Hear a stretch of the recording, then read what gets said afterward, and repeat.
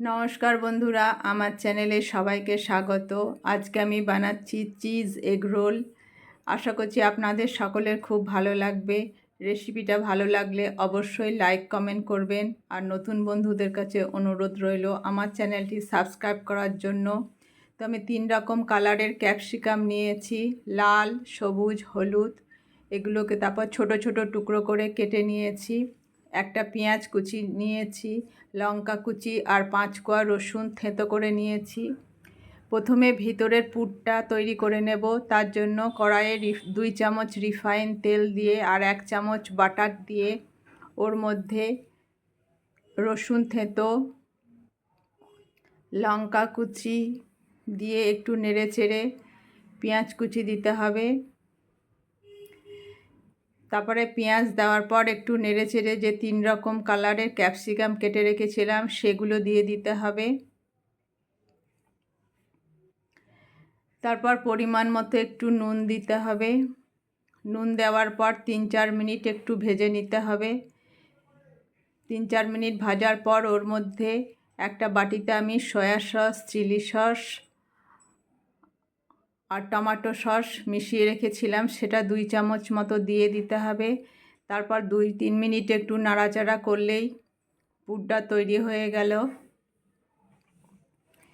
এবার রোল বানানোর জন্য যে রুটির দরকার সেটা তৈরি করে নেব। একটা বড় বাটিতে, ছোট বাটির 1 বাটি ময়দা নিয়েছি, ওর মধ্যে 1 চামচ রিফাইন তেল আর পরিমাণ মতো অল্প একটু নুন দিয়ে ভালো করে মিশিয়ে নিতে হবে। তারপর অল্প অল্প করে জল দিয়ে ডো বানিয়ে লেচি কেটে নিতে হবে। আমি 2 পিস বানাবো, তাই 2 পিস মতো লেচি কেটে নিয়েছি। তারপর লেচি থেকে রুটির মতো গোল করে বেলে নেব। তারপর তাওয়া গরম করে প্রথমে রুটিগুলোকে আমি সেঁকে নেব। উল্টে পাল্টে 2 দিকই একটু ভালো করে সেঁকতে হবে।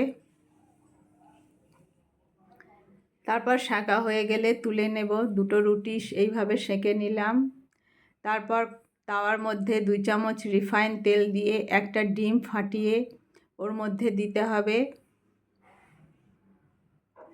তারপর যে রুটিটা সেঁকে রেখেছিলাম ডিমের ওপরে দিয়ে হালকা হাত দিয়ে একটু ঘুরিয়ে দিলেই ডিমটা পুরো রুটির মধ্যে লেগে যাবে। তারপর উপর থেকে রিফাইন তেল দিয়ে একটু খুন্তি দিয়ে চারিদিকে তেল লাগিয়ে দিতে হবে। তারপর উল্টে দিব। দেখুন ডিমটা পুরো ভাজা হয়ে গেছে। তারপর উপর থেকে চিজ দিয়ে দিতে হবে। চিজটা দেওয়ার পর 2-3 মিনিট রাখলে চিজটা পুরো সেট হয়ে যাবে। তারপর এটাকে তুলে নেব। একটা থালাতে তুলে রেখে এবার রোলটা তৈরি করব। প্রথমে একটু সস দিয়ে দেব, তারপর যে ক্যাপসিকামের পুর তৈরি করে রেখেছিলাম সেগুলোও দিতে হবে উপরে। তারপর উপরে দেওয়ার পর প্রথমে একটু রোল করে বানিয়ে নেব। তারপর দোকানে যেরকম কাগজ দিয়ে মুড়ে রোল বানিয়ে দেয় সেরকম একটা কাগজ দিয়ে মুড়ে তলা দিক দিয়ে একটু মুড়ে দিলেই তৈরি হয়ে গেল আমার চিজ এগ রোল। এইভাবে একবার বানিয়ে দেখবেন, খেতে দারুণ লাগে। আশা করছি আপনাদের সকলের খুব ভালো লাগবে। আজ এখানেই শেষ করছি। সবাই ভালো থাকবেন। Bye bye.